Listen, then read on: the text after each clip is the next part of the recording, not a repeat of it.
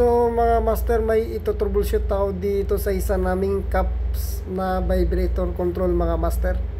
So ito na yung naabutan ko dito mga master. So nakalabas na tong mismong controller ng vibrator.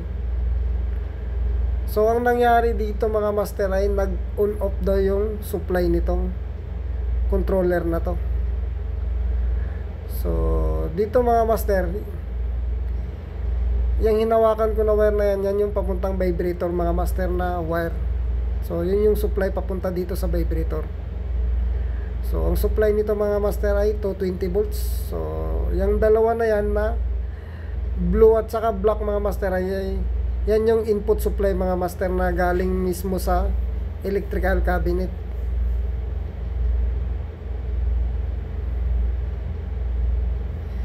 So ito yung electrical cabinet mga master. So ito yung X3 na to, ito yung papunta dun sa may vibrator na control. So ang supply ng vibrator master ay dumaan dito sa timer na to. So itong timer relay na to. So ito yung pinakasira mga master, itong timer relay na to. So wala siyang output yung terminal 18.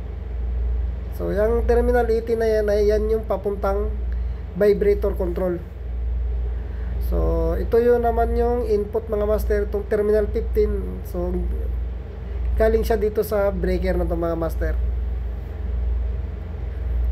So nangyari dito master, may supply na yung timer mo pero wala siyang output.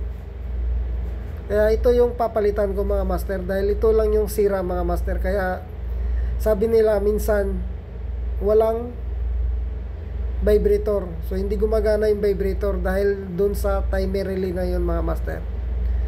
So ngayon master ay pinalitan ko na siya ng bago. So ito yung bago na timer relay. So kung makita nyo master, wala nang kalat dahil nga inayos ko yung wiring. Kaya napakagulo ng wiring mga master dahil wala siyang electrical diagram at walang tag yung wire mga master. Kaya mangyari talaga, wire to wire talaga yung